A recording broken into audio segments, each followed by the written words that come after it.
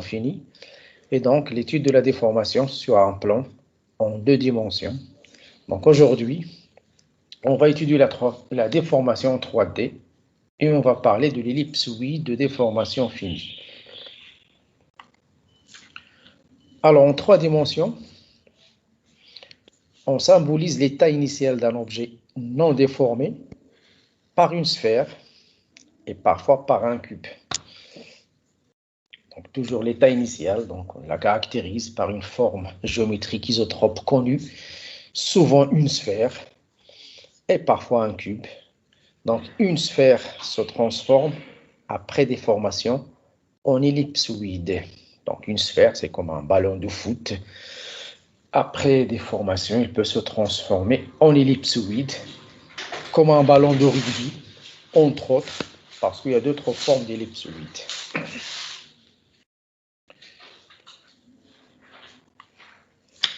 Donc, si on prend une sphère initiale de rayon 1, elle se transforme en ellipsoïde de déformation finie. Le transformé d'une sphère de rayon unité, c'est l'ellipsoïde de déformation finie, l'EDF. Donc voilà la sphère initiale, caractérisée par son rayon, bien sûr constant, égal à l'unité. On va imaginer la déformation de cette sphère et ça va donner ce qu'on appelle l'ellipsoïde de déformation finie.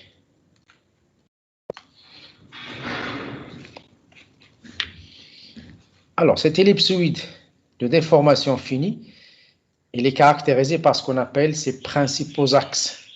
Alors, vous remarquez que l'ellipsoïde, dans ce cas-là, elle est étirée suivant une direction, ce qu'on appelle la direction d'allongement maximal, le X, et puis elle s'est raccourcie suivant une autre direction qui lui est perpendiculaire, c'est la direction du raccourcissement maximal. Et puis, il y a une troisième direction, puisqu'on parle de 3D, la Y, la direction Y. Alors là, donc, dans ce cas-là, possible que vous avez un raccourcissement suivant Y, mais c'est ce qu'on appelle la direction intermédiaire entre X et Z. Donc, les principaux axes de l'ellipsoïde de déformation, vous avez le grand axe qu'on appelle X, le petit axe qu'on appelle Z, et l'axe intermédiaire. Tout à l'heure, on va voir, on va bien expliquer pourquoi on l'appelle intermédiaire, pourquoi il est intermédiaire. Vous avez toujours la formule X supérieur ou égal à Y, supérieur ou égal à Z. Grand axe, axe intermédiaire, petit axe. Rappelez-vous de cette formule X supérieur ou égal à Y, Y supérieur ou égal à Z.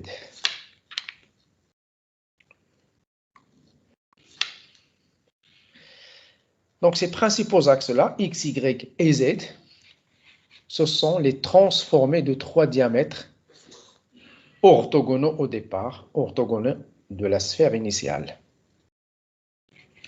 Alors, pourquoi on les appelle les principaux axes? Parce que ce sont les seuls axes, les seules droites mutuellement perpendiculaires, donc 2 à 2, de l'état initial qui se retrouvent perpendiculaires dans l'état déformé. Ça veut dire quoi ça? Ils étaient perpendiculaires dans leur état initial, ils restent perpendiculaires dans l'état déformé. Ça veut dire que la déformation cisaillante, elle est nulle. Il n'y a pas de rotation pour ces axes. Déformation cisaillante ou angulaire.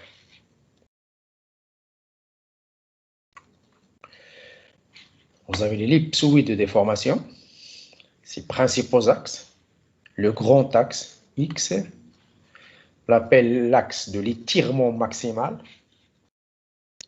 Donc l'ellipse, il s'étire suivant cette direction. Le Y, il est intermédiaire.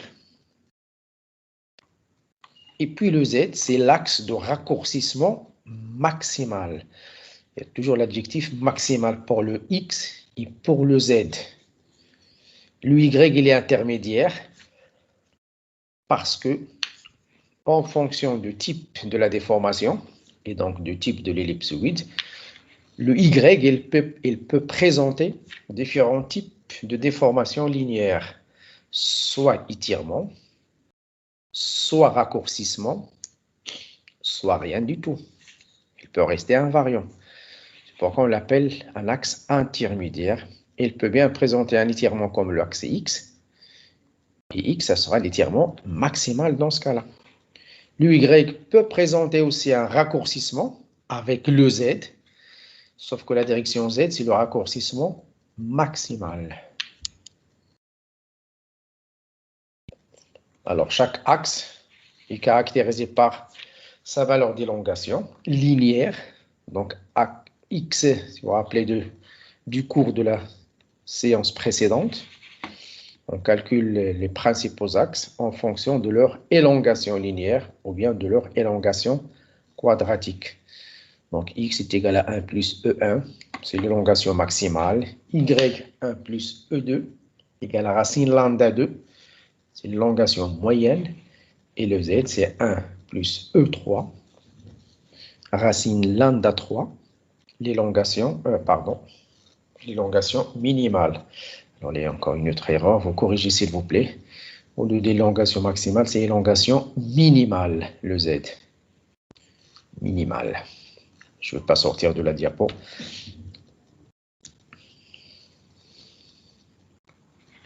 Donc Z, c'est l'élongation minimale. Alors, ces principaux axes de déformation, X, Y et Z, ils sont portés par des plans aussi, ce qu'on appelle les principaux plans de la déformation. Chaque deux axes constitue un plan. Donc, vous aurez un plan XY, un plan YZ et un plan XZ.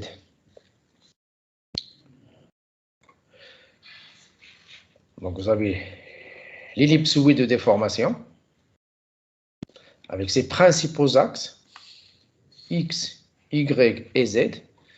Et chaque deux axes forment un plan, ce qu'on appelle un plan principal de déformation. Donc, ça revient à étudier la déformation sur un plan, sur chaque plan.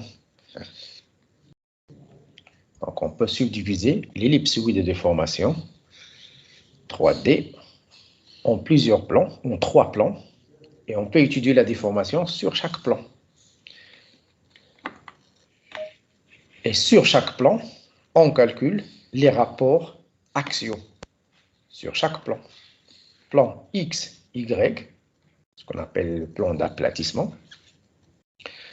Il est caractérisé par une ellipse donnée, donc ça dépend des marqueurs de la déformation. Et sur chaque plan, on mesure le rapport axial. On fait toujours grand axe sur petit axe. Si vous travaillez sur le plan XY, on utilise le rapport X sur Y. Si vous travaillez sur le plan YZ, donc voilà l'axe Y, et voilà l'axe Z. Ça vous donne le plan YZ. Sur ce plan, on calcule le rapport Y sur Z, etc. Bon, voilà un exemple, un échantillon déformé, ce qu'on appelle une tectonite. C'est toute roche déformée. Vous voyez qu'elle présente des structures linéaires, d'élimination, d'étirement. Très bien. Elle est déjà sciée, coupée suivant un plan. C'est le plan XY. J'ai oublié de mentionner les axes.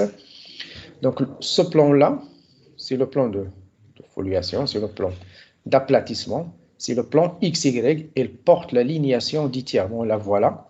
Donc, cette direction-là, on voit très bien la linéation d'étirement aussi sur ce plan. Cette direction, c'est la direction X. Voilà le Y et voilà le Z. Donc, voilà les principaux plans de la déformation. Donc, si je regarde ce plan-là, si je travaille sur le plan XY, le voilà. On voit très bien des objets étirés, hein, des microgalets étirés. Et donc, là, je peux mesurer le grand axe et le petit axe, par exemple. Et j'ai mon rapport axial. Donc, vous aurez l'occasion de travailler sur ça, sur ces principaux plans. Vous allez travailler sur la recherche des principaux axes et vous allez travailler sur les rapports axiaux lorsque vous allez analyser la déformation dans les domaines à schistosité, lorsqu'on va quantifier la déformation. Donc voilà pour les principaux plans de déformation ou les plans principaux de déformation.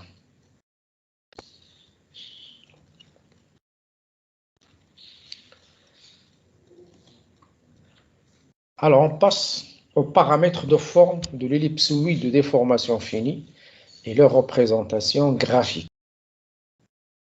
Qu'est-ce qu'on mesure pour l'ellipsoïde de déformation et ses caractéristiques?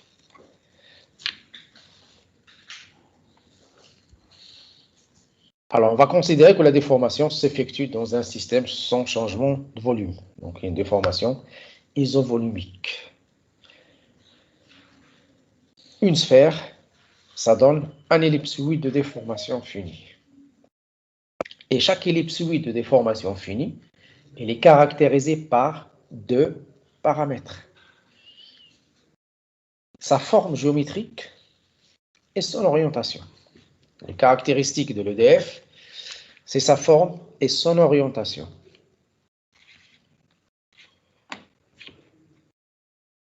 Et la forme de l'ellipsoïde, elle est en relation du type de déformation. Alors, on va commencer par l'orientation, c'est simple. L'orientation d'une sphère, l'orientation de l'ellipsoïde de déformation, elle est donnée par l'orientation de ses principaux axes, X, Y et Z, sur tout le grand axe, puisque ce sont des axes, puisque ce sont des droites. Alors, qu'est-ce qu'on mesure pour les lignes ou les droites? Les caractéristiques géométriques d'une droite, c'est l'azimut et le plongement. Donc, l'orientation d'un ellipsoïde de déformation, elle est donnée par l'orientation dans l'espace des principaux axes, notamment leur azimut et leur plongement.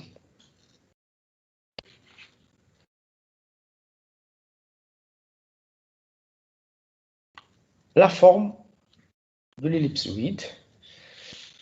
Pour avoir une idée sur la forme, on a formulé des paramètres de forme. On les appelle les paramètres de l'ellipsoïde de déformation. On va commencer par le paramètre petit k, ce qu'on appelle le paramètre de Flynn. Donc, petit k. Alors, on dit petit k parce qu'il y a un grand k. Alors, k égale à 1 moins 1 sur b moins 1. C'est un rapport avec a égale x sur y et b égale à y sur z. Donc, voilà le paramètre de forme de l'ellipsoïde de déformation. On calcule les rapports axiaux, x sur y et y sur z. Et à partir de là, on calcule le paramètre de forme k. C'est x sur y moins 1 sur y sur z moins 1.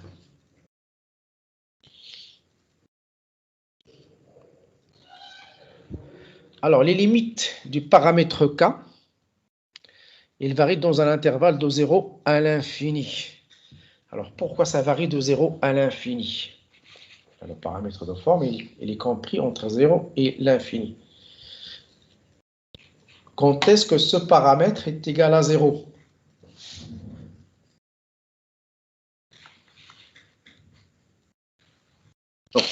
Si le rapport est égal à 1. Quel rapport?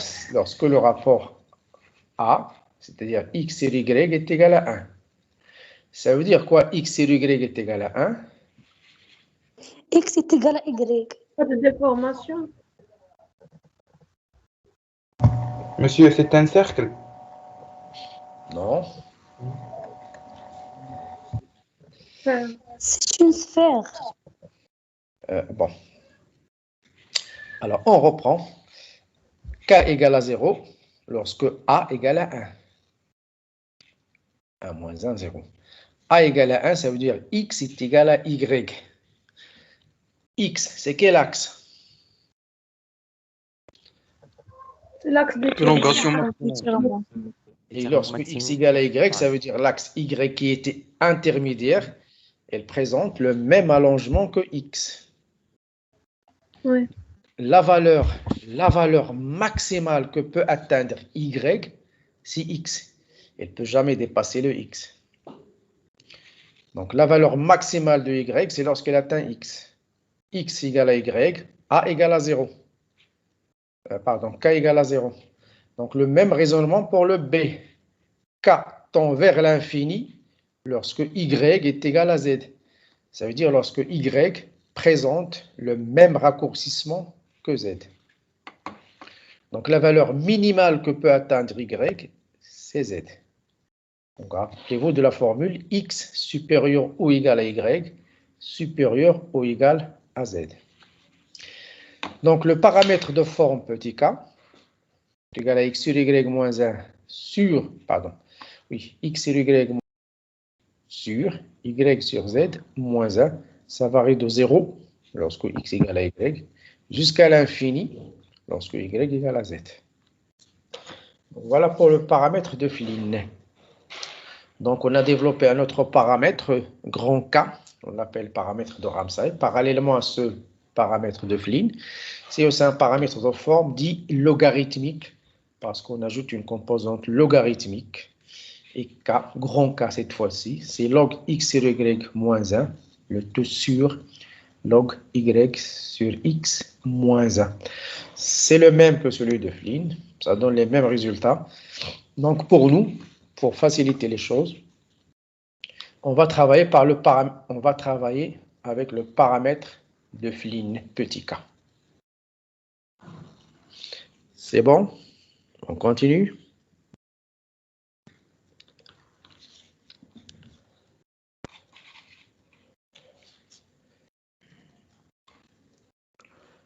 Alors, on va parler d'autres paramètres, parce qu'on y est avec les paramètres en relation avec l'ellipsoïde de déformation finie et les rapports axiaux.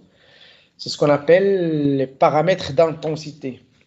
Alors, ce sont des paramètres qui nous permettent de mesurer l'intensité de la déformation en un point donné.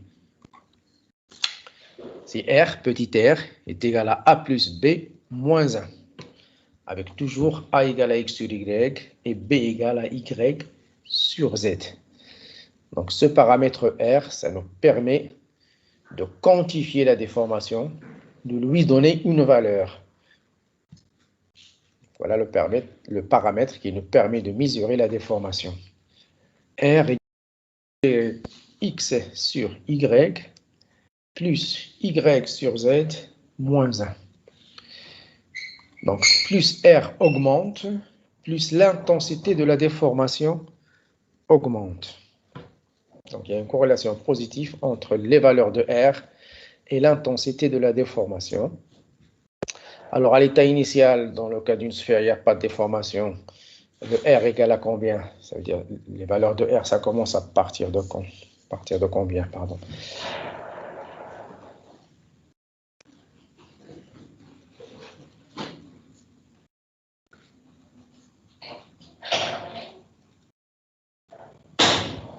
Monsieur, à partir de 1. Oui. Parce que dans le cas d'une sphère, A égale à 1, B égale à 1. Donc 1 plus 1 moins 1, ça donne 1. Et puis il y a un deuxième paramètre aussi qu'on appelle paramètre d'intensité phi. Donc voilà sa formule, c'est racine 1 moins 1 au carré plus B moins 1 au carré. Donc là aussi, plus phi augmente, plus l'intensité de la déformation augmente. Donc comme tout à l'heure, on va chercher la simplicité, on va travailler avec le paramètre R.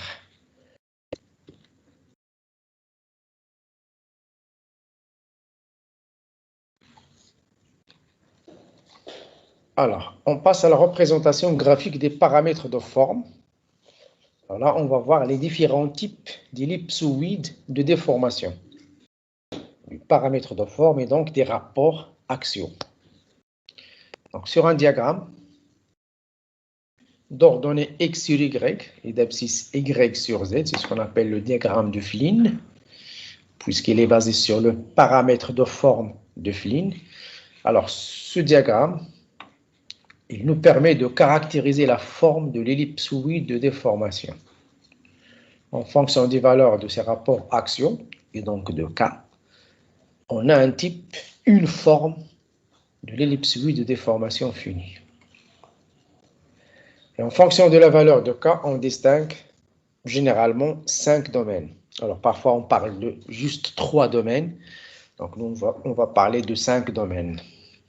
Il y a un domaine qui contient 2 sous-domaines. Donc on va d'abord expliquer les 5 domaines et donc les 5 formes de l'ellipsoïde de déformation finie. Donc voilà les diagrammes de Flynn, les diagrammes de classification des ellipsoïdes de déformation finie. Alors ne vous affolez pas, on va y aller tout doucement et expliquer les différentes formes avec les figures ou les schémas de déformation correspondants pour chaque ellipsoïde. Donc le diagramme à gauche, vous avez les différents types d'ellipsoïdes de déformation. Le diagramme à droite, c'est schématiquement le type de déformation correspondant à partir d'un cube initial. Alors, on va commencer. Donc, vous avez l'axe des ordonnées. Normalement, c'est X sur Y, c'est A sur cet axe-là. Et l'axe des abscisses, c'est B, Y sur Z. Donc, vous avez A en fonction de B, X sur Y en fonction de Y sur Z. Alors, ce diagramme, ça commence à l'origine par la valeur 1 et pas 0. Donc, la sphère initiale se trouve au point A égale à 1, B égale à 1.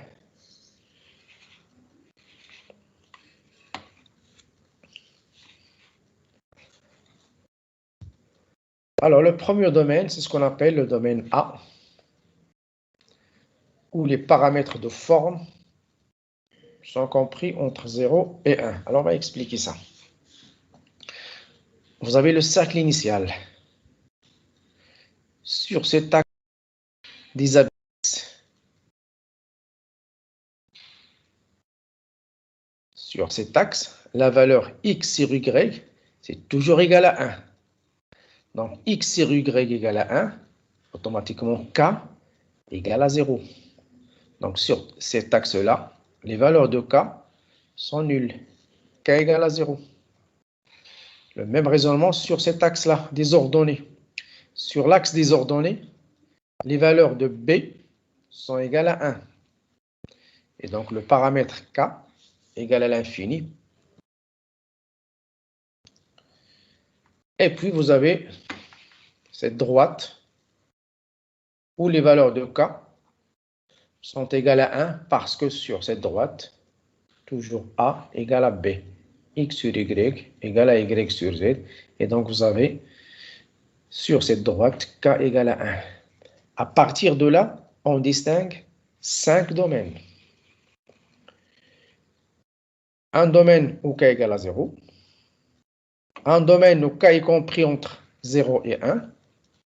C'est ce qu'on appelle le domaine A. Un domaine où K égale à 1. Quatrième domaine, c'est lorsque K est compris entre 1 et l'infini. Et puis le cinquième domaine, c'est lorsque K égale à l'infini. Donc voilà les 5 domaines qui correspondent à 5 types d'ellipsoïdes de déformation. On va commencer par le premier domaine A, où le paramètre de forme est compris entre 0 et 1. Donc le domaine A, il est là. Et voilà l'ellipsoïde de déformation correspondante. Alors pour comprendre le type, ou plutôt la forme, pour comprendre la forme de l'ellipsoïde de déformation, on regarde le schéma correspondant. Le schéma correspondant à cet ellipsoïde, le schéma de la déformation. Donc imaginez, vous avez un cube initial. Après déformation, ça donne un parallélogramme. Et on va voir la déformation sur chaque plan en termes d'élongation linéaire. Alors, je reprends ce schéma. Elle est là. Donc, le cube initial, c'est en pointillé. Après déformation, ça donne cette forme géométrique. Et on va comparer la déformation linéaire sur chaque plan. On va voir la déformation des lignes. On va comparer entre l'état initial et l'état final. Alors, si on prend ces deux lignes, cette ligne-là, à l'état initial, la voilà. Après déformation, donc ça donne cette longueur. Alors, qu'est-ce qu'on peut dire, suivant cette direction? Qu'est-ce qu'on a comme déformation linéaire? Un raccourci. Donc, nous avons un raccourcissement. Donc, cette ligne s'est raccourcie. Je raisonne pour cette deuxième ligne. Elle a subi Une élongation. élongation, étirement, allongement, oui. Et puis pour la troisième ligne, l'étirement. Donc ce type de déformation, il est caractérisé par un allongement suivant deux directions. Donc vous avez un allongement suivant deux directions. Et la troisième, c'est un raccourcissement automatiquement. Donc ce type de déformation, c'est ce qu'on appelle une déformation par aplatissement. Donc l'objet s'est aplati et vous avez deux directions d'allongement. Alors, la direction du raccourcissement, automatiquement, ça sera la direction Z. Les deux autres directions, ce sont des directions d'allongement. On prend l'allongement maximal, c'est le X, et l'allongement intermédiaire, c'est le Y. C'est bon. Donc voilà. Oui. Comment on peut faire la différence entre le X et le Y dans le schéma? Oui, dans le schéma, alors c'est un schéma dessiné sur un plan, alors que lui, c'est tridimensionnel. Dans ce cas-là, je suppose que cette direction-là, enfin cette longueur-là, elle est supérieure à cette longueur. Je la suppose. Mais normalement, il faut mesurer. Donc, il faut comparer l'allongement dans les deux directions. Et la direction qui présente un allongement maximal, c'est la X. Donc, sur ce schéma, j'ai supposé que l'allongement maximal, elle se fait suivant cette direction.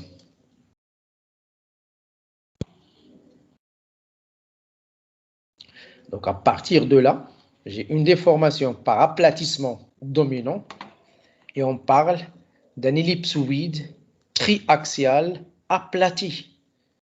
Le type, on l'appelle une oblate. Ellipsoïde triaxial, puisque la déformation se fait de manière différente suivant les trois axes. Il est aplati parce que vous avez un allongement suivant deux directions. On appelle ce type d'ellipsoïde une oblate. Et vous avez la relation X supérieur à Y supérieur à Z avec Y supérieur à 1. Il faut toujours faire attention à la valeur de Y. C'est la valeur de Y qui nous donne le type d'ellipsoïde, donc la forme. Dans ce cas-là, vous avez un Y supérieur à 1. Ça veut dire quoi? Y supérieur à 1, ça veut dire qu'il est supérieur à sa longueur initiale et donc il a suivi un étirement. On parle d'une déformation par aplatissement dominant. Donc sur le diagramme de Flynn, ce domaine-là, c'est le domaine d'aplatissement. Et le type d'ellipsoïde, c'est un ellipsoïde aplati de type oblate. C'est bon. On va faire le même raisonnement pour le domaine B. Vous avez le domaine B, où les valeurs de K sont comprises entre 1 et l'infini. Voilà l'ellipsoïde de déformation correspondante. Et voilà le type de déformation.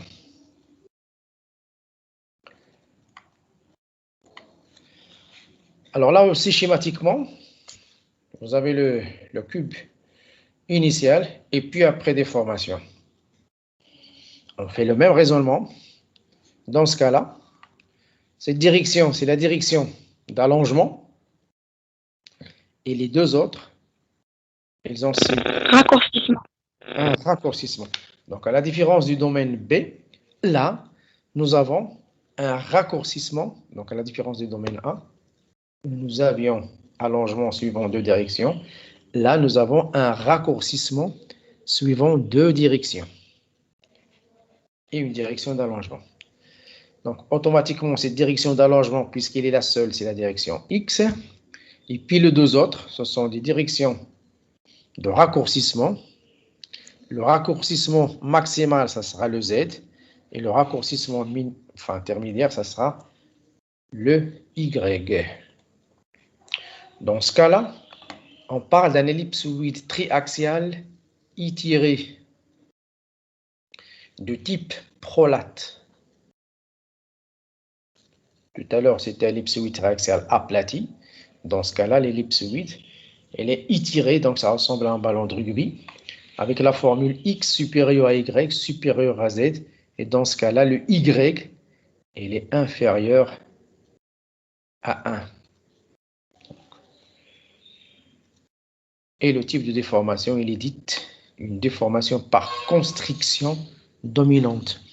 Donc, constriction, donc imaginez la sphère, vous l'avez dans la main, une sphère, une pâte à modeler sphérique, et vous l'étirez avec les bouts de vos doigts.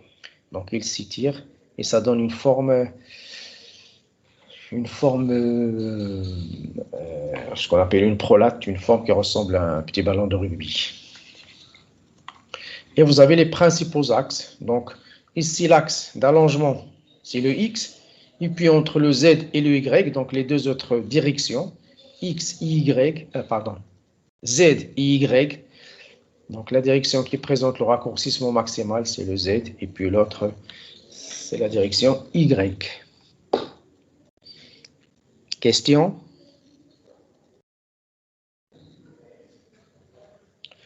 Donc, voilà la deuxième forme d'ellipsoïde de déformation. Troisième domaine, c'est cette ligne-là. Domaine intermédiaire entre A et B, où les valeurs de K sont égales à 1. Donc, ça correspond à cette droite qui passe par le cercle, la sphère initiale. Et voilà le schéma correspondant en termes de déformation. Elle est là. Donc, si on compare l'état initial et l'état final, alors là, vous allez remarquer, c'est facile à voir aussi, que vous avez une direction invariante. Alors, suivant cette direction-là, on voit très bien que vous avez un allongement. Suivant cette direction-là, on voit très bien un raccourcissement.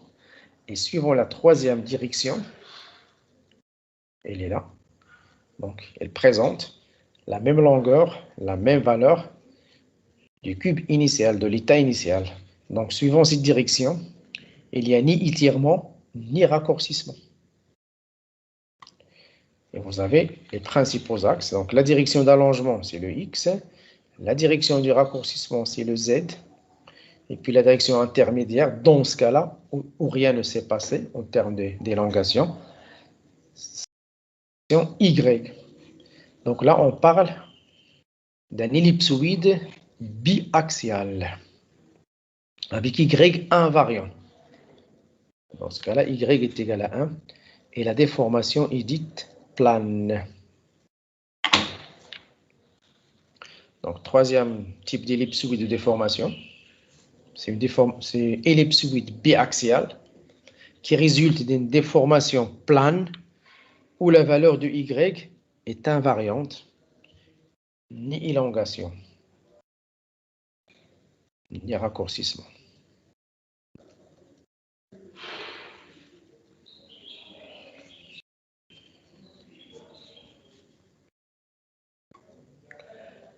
Alors, les domaines limites qui nous restent, il nous reste les deux autres domaines. On les appelle les domaines limites, avec le premier domaine sur cet axe des abscisses, où K égale à 0. Donc, K égale à 0. Alors, K égale à 0, ça veut dire que Y est égal à X. Donc, lorsque Y est égal à X, ça veut dire que vous avez la même élongation, vous avez le même étirement suivant les deux directions. X et Y. On ne peut plus distinguer entre la direction X et la direction Y. Autrement dit, le Y présente le même étirement ou la même élongation que X. Donc, dans ce cas-là, ça vous rappelle, X égale à Y, sur un plan, c'est un cercle. Et en 3D, ça vous donne une forme aplatie, dite de révolution autour de l'axe Z. Donc, c'est un ellipsoïde aplati, circulaire en section. De révolution, ça veut dire qu'il tourne d'une façon symétrique, puisqu'il est circulaire. Il tourne d'une façon symétrique autour du troisième axe qui est Z. Et on parle d'un ellipsoïde en forme de galette. Vous voyez, c'est comme une galette. Alors, imaginez une pâte à modeler sphérique que vous aplatissez avec les deux mains. Donc, vous les aplatissez avec vos deux mains, vous avez allongement dans 10 directions de la même valeur et à la fin, vous obtenez une galette. Donc, l'ellipsoïde de déformation, ça ressemble à ça. Donc, on parle d'ellipsoïde uniaxial. Pourquoi uniaxial? Parce qu'il est de type révolution autour de Z. Donc, c'est l'axe Z autour duquel tourne l'ellipsoïde d'une façon symétrique, d'où on l'appelle uniaxial, par opposition à l'ellipsoïde où K égale à 1, il est biaxial, et par rapport aux ellipsoïdes du domaine A et B, qui sont dites triaxiales. Le dernier domaine, deuxième domaine limite, c'est l'axe des ordonnées, où K égale à l'infini. K tend vers l'infini, ça vous donne un ellipsoïde très étiré, avec une section circulaire là aussi, parce que c'est un ellipsoïde uniaxial, où Y égale à Z. Z, elle présente le même raccourcissement que Y. Et donc, vous avez une forme allongée de révolution autour de l'axe X. Là, on parle d'un ellipsoïde en forme de cigare. Donc là aussi, c'est un ellipsoïde allongé avec une section circulaire perpendiculaire à l'axe X. Monsieur, là, vous avez mis que K est égal à 1 au lieu de infini. Ah, pardon. Ah. Oui, merci. Là aussi, vous corrigez. Merci. K égale à l'infini. Oui, c'est le dernier domaine. Oui, K égale ici à l'infini. Et dans ce cas-là, Y égale à Z.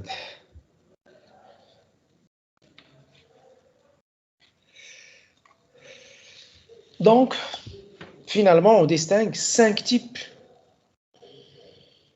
d'ellipsoïdes de déformation. 5 formes, on peut dire, sur un diagramme de Flynn. X sur Y en fonction du Y sur Z. On va les reprendre en résumé.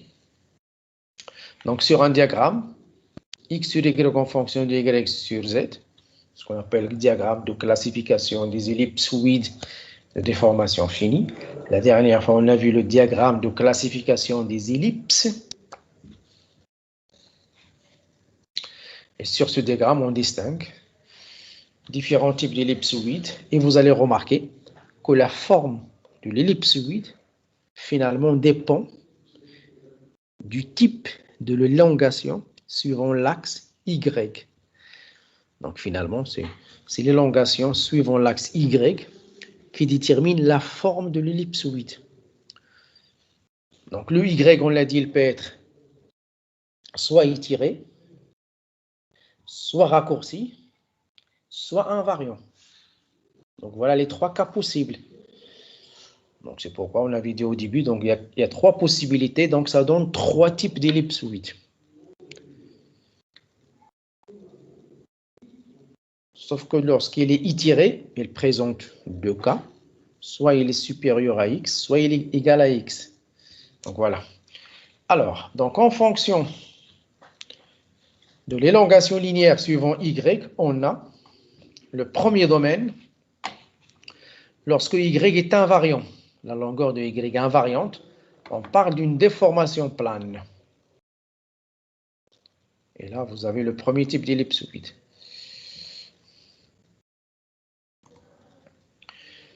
lorsque la longueur de Y augmente. Donc, Y, sa longueur augmente. Donc, il subit un étirement. Et là, on parle d'une déformation par aplatissement, B. Et lorsque Y atteint les valeurs de X, on est dans le domaine B1. Donc, A, B, c'est juste des notations, comme ça. Et puis, lorsque la longueur de Y diminue, on est dans ce domaine-là, domaine par constriction. Et lorsque Y égale à Z, c'est le sous-domaine C1. Donc, A, B, C, c'est juste des nomenclatures comme ça. Hein. Vous pouvez les appeler comme vous voulez. Pas une règle. Donc, à la fin, on peut dire qu'on a 3 types d'ellipsoïdes. Si on parle d'ellipsoïde plane, aplati, étiré. Et lorsque l'ellipsoïde est aplati, on a 2 types, soit une oblate, soit une galette. Pareil, pour un ellipsoïde étiré, on a soit une prolate, ici, soit un cigare sur l'axe. Donc voilà les différents types d'ellipsoïdes de déformation finie.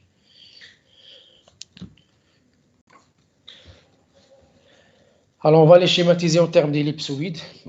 C'est un rappel. Donc, lorsque la déformation est dite plane, donc on a dit que ce type de déformation est caractérisé par un Y inchangé, un invariant. Y égale à 1, sa valeur initiale. Et l'élongation linéaire suivant Y elle est nulle. Donc, dans ce cas-là, il y a juste un étirement suivant X et un raccourcissement suivant Z. Vous avez la sphère initiale de rayon égale à 1. Après déformation, vous allez remarquer que suivant l'axe Z, il y a un raccourcissement. Voilà le taux de raccourcissement. Suivant l'axe Z, il y a un étirement. Donc voilà le taux d'allongement en rouge. Et puis suivant Y, vous remarquez que le Y, elle présente la même longueur initiale. C'est le rayon de la sphère. Donc vous avez vous avez le X supérieur à Y qui est égal à 1 et supérieur à Z. Dans le cas de la déformation par aplatissement dominant, on dit que le raccourcissement est uniforme suivant Z. Il n'y a qu'une seule direction de raccourcissement, alors que les deux autres directions, X et Y, vous avez un allongement. La sphère initiale, après déformation par aplatissement, on va remarquer que la direction Z va subir un raccourcissement et les deux autres, X et Y, ils vont s'étirer et ça va vous donner un ellipsoïde aplati. Le Z, il s'est raccourci. Cette direction-là, c'est la direction d'allongement maximal. Donc, si on compare l'allongement suivant cette direction avec l'allongement suivant celle-là, là aussi, vous avez un allongement. Donc, vous avez le X et le Y. Ce qu'il faut retenir ici, c'est que le Y, il s'est étiré. Donc, vous avez X supérieur à Y, qui est supérieur à 1, supérieur à Z. Et lorsque Y est égal à X, vous avez une galette. Alors que tout à l'heure, c'était un ellipsoïde de type oblate. Alors, la déformation par constriction, étirement. Donc, vous avez un allongement uniforme suivant X. Ça veut dire que vous avez une seule direction d'allongement. Et d'ailleurs, l'ellipsoïde, il est étiré, allongé suivant cette direction. Et vous avez un raccourcissement suivant les deux autres, Y et Z. La sphère initiale, après déformation, ça vous donne un ellipsoïde étiré, allongé suivant le grand axe. Donc là aussi, c'est un ellipsoïde de déformation de type prolate, ballon de rugby, ou cigare, lorsque Y est égal à Z.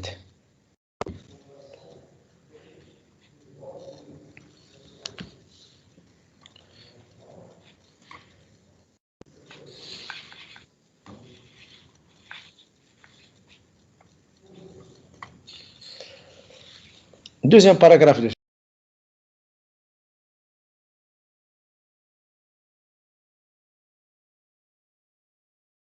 de ces différents types de formes d'ellipsoïdes de déformation finie.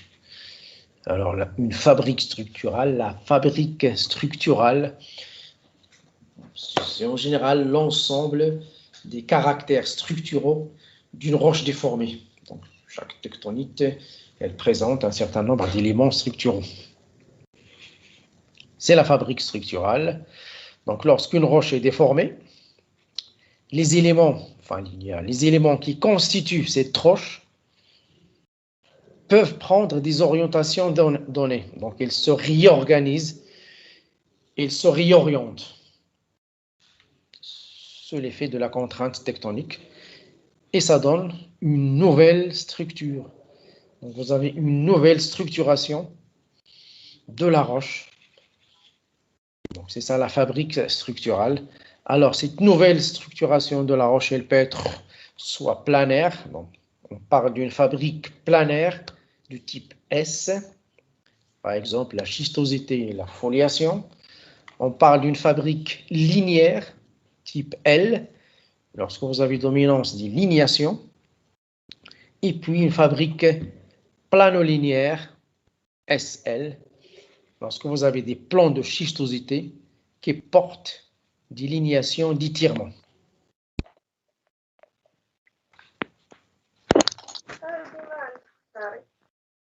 Donc, voilà les fabriques structurales. Une fabrique planaire, linéaire, planolinéaire. Donc, schématiquement, voilà, donc, une fabrique planaire, dominance du plan de foliation, par exemple de plan de schistosité, et puis une fabrique linéaire où vous avez dominance des éléments étirés, donc les linéations d'étirement ou les linéations minérales, et puis une fabrique planolinéaire SL, des plans de schistosité avec des objets étirés sur ce plan. Donc voilà, donc à partir de là, on comprend que une fabrique de type S planaire, c'est par aplatissement, donc on aplatit, puis les fabriques linéaires, c'est par constriction. Planolinéaire, donc vous avez association des deux types de déformation. Et là, vous avez un exemple d'une fabrique planaire, donc des plans de schistosité, plus ou moins continus, plus ou moins parallèles. Et puis une fabrique linéaire avec des objets étirés qui présentent les linéations d'étirement. À partir de là, c'est difficile de distinguer un plan de foliation. Donc, la fabrique structurale, elle est surtout dite pour les roches déformées avec du métamorphisme. Donc, c'est un terme qu'on utilise pour les roches dont la déformation s'accompagne du métamorphisme. Alors, qui dit métamorphisme général, donc on parle d'une orientation préférentielle des minéraux, des objets, des éléments figurés qui constituent la roche. Alors, en partant du principe que les orientations préférentielles sont liées, bien sûr, entre autres, à l'intensité et au type de la déformation, et que toute tectonique peut être décomposée en éléments linéaires et planaires. Et en fonction de l'importance relative de ces deux éléments, on distingue 5 types de fabriques. Tout d'un coup, le chiffre 5 qui ressort à nouveau. 5 types d'ellipses, 5 types d'ellipsoïdes, et maintenant 5 types de fabriques structurales. Donc, automatiquement, vous aurez une fabrique planaire, S, une fabrique linéaire, L, une fabrique planolinéaire, LS. Et dans cette fabrique planolinéaire, vous avez les 3 cas possibles. S supérieur à L, dominance des structures planaires sur les cercles linéaires. S égale à L, c'est typiquement une fabrique planolinéaire. Et puis, une fabrique où les linéations dominent, S inférieur à L. Alors là, on parle de 5 types de fabriques structurales qu'on peut aussi résumer juste en 3 fabriques, en pensant que la fabrique de type S et de type S supérieur à L, c'est presque la même fabrique. Donc S est supérieur à L, on va dire fabrique planaire. Même chose pour la fabrique S inférieure à L avec une fabrique linéaire. Donc là aussi, ça revient juste à parler de 3 fabriques structurales. C'est le même raisonnement qu'on avait fait pour les ellipsoïdes de déformation. Et d'où vous allez tout de suite déduire. On avait parlé de 5 ellipsoïdes de déformation qu'on peut résumer en 3. Maintenant, on parle de 5 types de fabriques structurelles qu'on peut résumer en 3. Donc, il y a une relation nette entre l'ellipsoïde de déformation et la fabrique structurale. On peut donc effectuer un diagramme de fabrique structurale associé à celui des formes d'ellipsoïdes. Donc, on va reprendre le diagramme de Flynn. X sur Y en ordonnée Y sur Z en abscisse. Avec K égale à l'infini sur l'ordonnée, K égale à 0 sur l'axe des abscisses. Et entre les deux, vous avez la droite K égale à 1. Et puis, le domaine où K est compris entre 0 et 1 est le 5e domaine où K est compris entre 1 et l'infini. Donc, sur ce diagramme de Flynn, on peut aussi placer les fabriques structurales en fonction du type de la déformation. Donc, on avait dit que l'ellipsoïde de déformation, ça dépend du type de la déformation. C'est pareil pour la fabrique structurale. Ça dépend du type de la déformation. Alors, d'après vous, est-ce qu'on peut placer ces fabriques structurales sur ce diagramme de Flynn?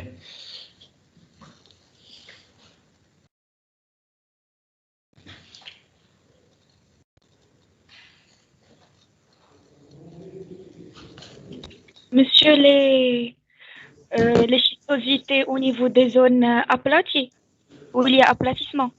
Ouais. Ouais. Et l'étirement, les lignations. Concerne le domaine B.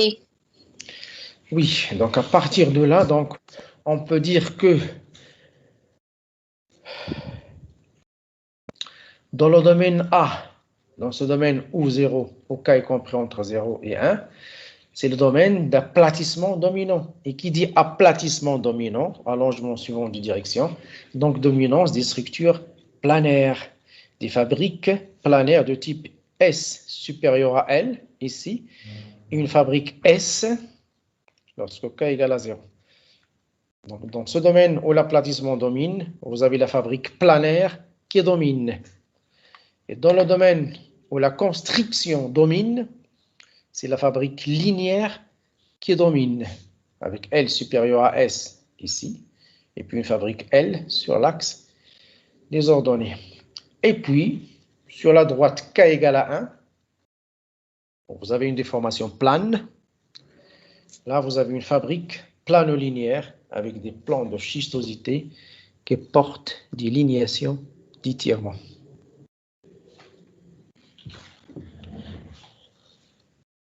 Donc, l'analyse de la fabrique structurale, donc c'est quoi son rôle en général? Ça nous permet, lorsqu'on est sur terrain, d'obtenir une estimation de la forme de l'ellipsoïde de déformation. Si l'on considère qu'une tectonite L correspond à un ellipsoïde en cigare prolate. Donc, si vous êtes sur le terrain et vous avez dominance des plans de schistosité, dans ce cas-là, quel est le type de fabrique? Quel serait le type de fabrique structurale avec une dominance de plans de schistosité? Planaire. C'est une fabrique planaire et donc ellipsoïde de déformation de type D'aplatissement. Oblate. Oui, oblate. D'accord, c'est bien. Donc voilà, donc cette fabrique structurale, ça nous permet d'estimer le type de l'ellipsoïde lorsqu'on est sur le terrain. Bon, voilà c'est le même schéma. avec quelques dessins, tout simplement. C'est toujours la position des fabriques structurales sur le diagramme de Flynn. Donc, là, vous voyez dominance des plans de schistosité. Donc, c'est une fabrique parfaitement planaire. Et là, vous avez dominance des éléments linéaires, des linéations, d'étirement, d'allongement. Donc, c'est une fabrique parfaitement linéaire. Et puis là, vous avez une fabrique plano-linéaire avec des plans de schistosité qui contient des objets étirés, des linéations d'étirement.